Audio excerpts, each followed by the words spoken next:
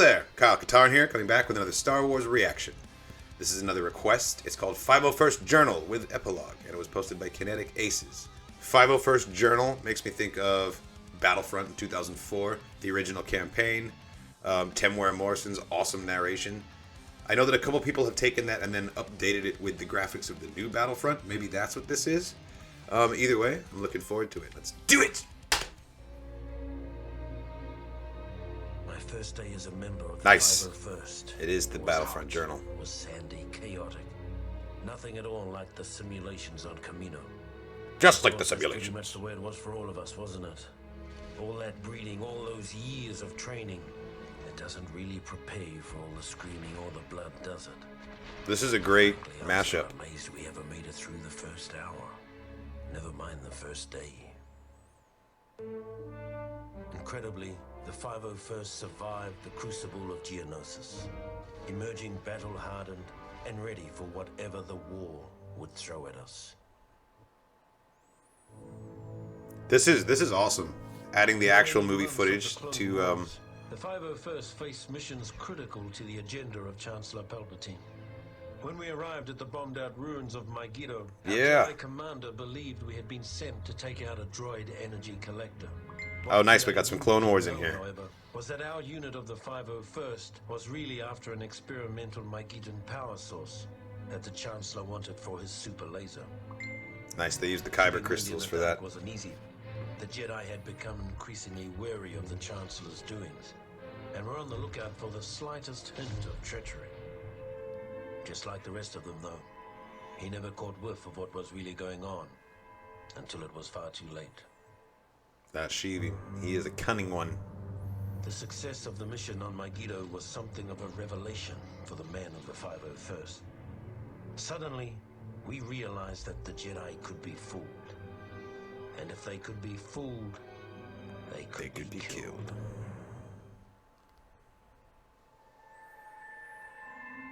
It's been said that the 501st got the best of the war. We also got the worst. On Felucia, the Seps dug their Man, metal Felucia was a into the nightmare in the Machiavellian game. hellhole and dared the Republic to come in after them. So we did, only to be met with the month after month of flesh-eating diseases, shrieking nocturnal predators, and other sights that haunt me to this day. Cut off and, for all we knew, abandoned by our superiors. Our only hope was Ayla Commander Bly. our Jedi commander. Without her iron will, none of us would have come out of that mess with our sanity or our lives. When her death came, I hope it was quick.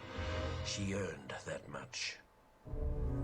When the 501st was finally rotated out of Felucia, Ayla Secura made a point of seeing us off personally, calling us the bravest soldiers she'd ever seen. It's a good thing we were wearing helmets, because none of us could bear to look her in the eye. Oof. As the Clone Yeah, I'm Wars really impressed with progressed, this. This is a more and great, more great ground-based mashup. Legions found themselves pressed into space combat, including the fighting forces of the 501st. For months, every hour of our downtime was spent in the simulator, preparing for the time we would face our enemies from the cockpit of a 170. Finally, the day came to earn our wings. The CIS had staged a daring kidnapping of Chancellor Palpatine and was being escorted from Coruscant by a fleet of separatist ships. With only a few veteran pilots on planet, many of the 501st were pressed into service to drive off the Seps and buy time for a pair of Jedi Knights to rescue the Chancellor. After disabling the final capital ship, This is like Skywalker took getting the advantage story of the Star Wars opportunity just through the eyes of one of the created grunts, you know? and rescued the That's Chancellor. awesome. Took all the credit too. When the Separatists' invasion of Kashyyyk caught the Republic flat-footed, a detachment of the 501st was sent in to stop the bleeding until reinforcements could arrive.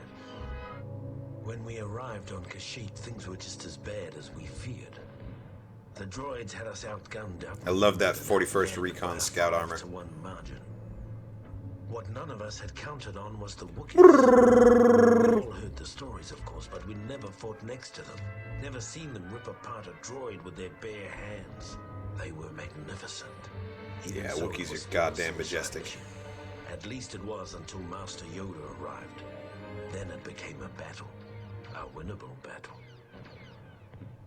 With the timely arrival of Master Yoda, the 501st was able to hold the line against the Seps on Kashyyyk. We left as heroes. Years later, we'd return as conquerors.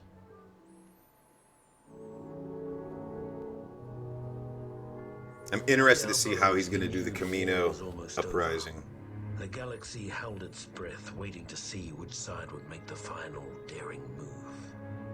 As fortune would have it, the Republic moved first.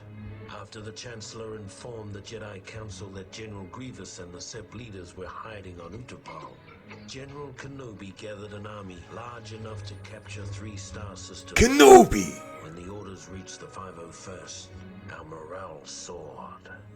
For better or worse, this would be the beginning of the end. I hope we get to see another Varactyl, like the one that he rode in 3 somewhere.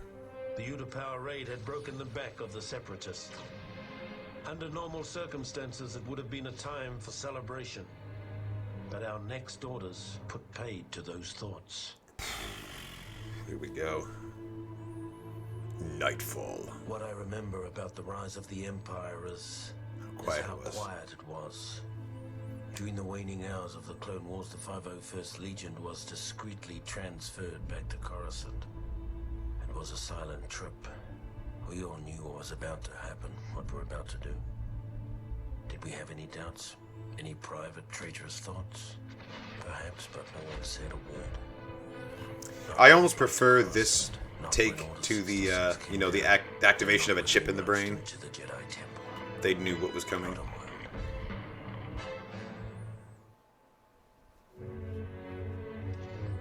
No, not George Lucas's kid. It's time for you to leave. With the fall of Coruscant and the elimination of the traitorous Jedi, Palpatine's rise to power was complete.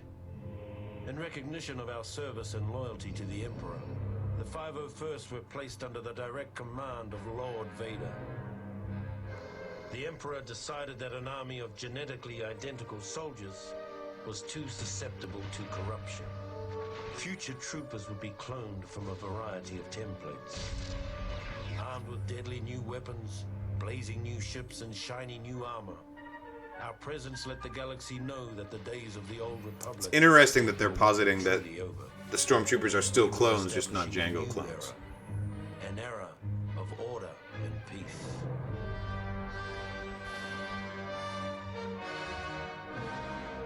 Brilliantly done montage.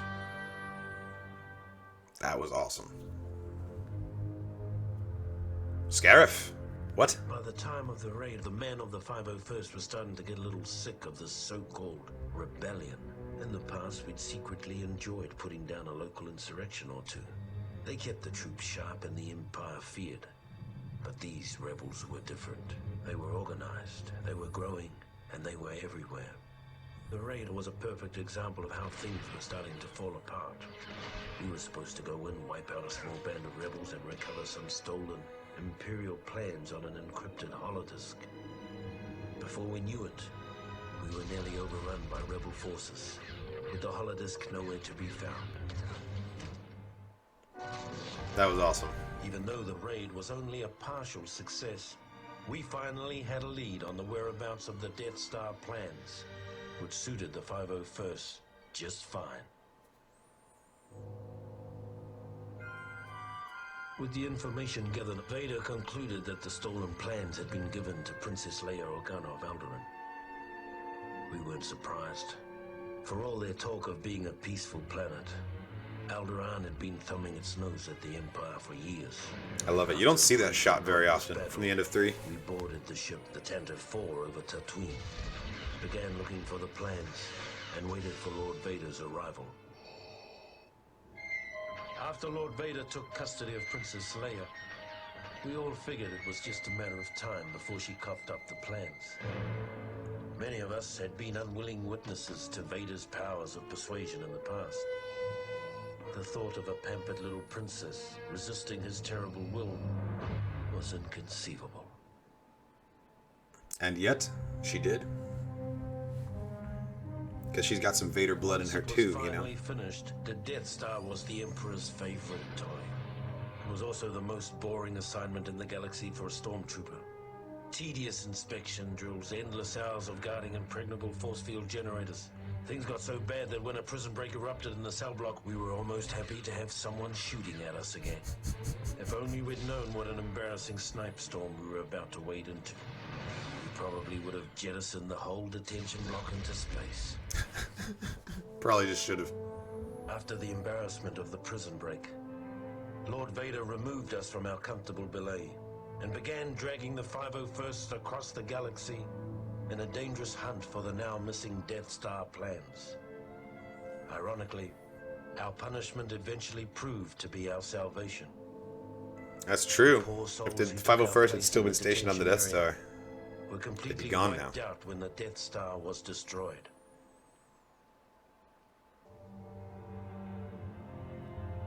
Vader's fist strikes When back. the Death Star was destroyed, about half of the 501st Legion was still in the hangar getting into their ships. Oof. Of those who made it out, another third were caught in the explosion. I'd fought with some of those men for over 20 years. Afterwards, those of us that survived hooked up with a nearby Imperial fleet making a retaliatory strike on the Rebels' base on Yavin 4. It wasn't the best thought-out plan, but we were cut off from our leaders, tired, and operating on instinct. If not for our training, we probably would have never gotten past their orbital defenses. And so the battle over Yavin came to an end. I'm told we destroyed hundreds of Rebel ships that day. Even if it had been thousands. Yeah, go Iden Versio. Made up for the Death Star. That's what that is now in canon in the Death Star battle.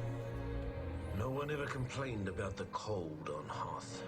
We never felt it. Even though we were blinded by blizzards, we could see the final end of the rebellion in our blaster sights. Was it only a mirage, perhaps?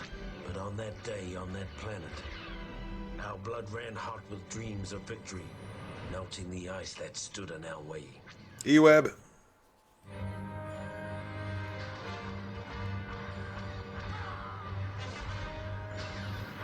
God, Hoth was such a mind-blowing battle when it came out. All these amazing stop motion.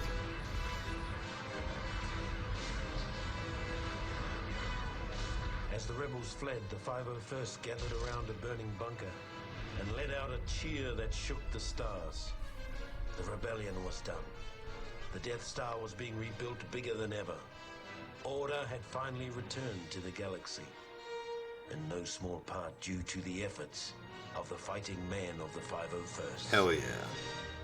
That was awesome. That was super well put together. Inferno Squad. Oh, damn. Battlefront 2 as well? Over 1 million people. So fast. Gone. Just like that. I still remember my last orders. The day the real war began. This is very impressive. I wasn't expecting this to be added on the end.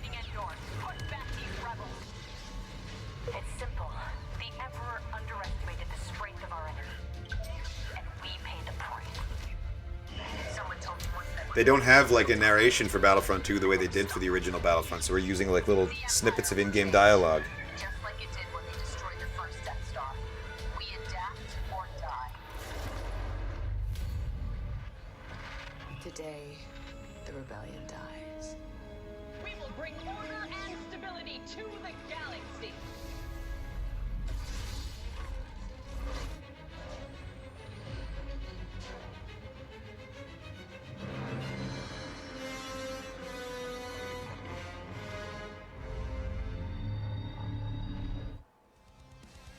Damn. Kind of an abrupt ending there, but that was awesome. I really, really enjoyed that. The campaign, the original campaign for Battlefront is a lot of fun, and the cutscenes are great. Temuera Morrison's voice elevates any aspect of Star Wars and just makes it more fun to listen to. And then seeing it like married with the images from the actual movies really kind of drives it home and makes it feel like it's really part of the story. That was really well done. One of the better tributes that I've seen. Excellent, clever use of the footage. And it was really nice getting Iden Versio at the end there. That was kind of like the cherry on top. So thanks for recommending this video. This was a real treat. Thanks for watching, everybody. Check out the rest of the channel for more content, reactions, and reviews. Leave me a comment if you have a question or something to say, or if you have a Star Wars video for me to react to. You can also find me streaming 4 days a week over at twitch.tv/KyleKatarn. We also have a Discord server. You can find a link to that in the description of the video. And if you want to support the channel, head over to patreon.com/KyleKatarn channel. You'll get access to full-length videos, early access, and there's some Discord benefits as well. Thanks again. And as always, may the Force be with you.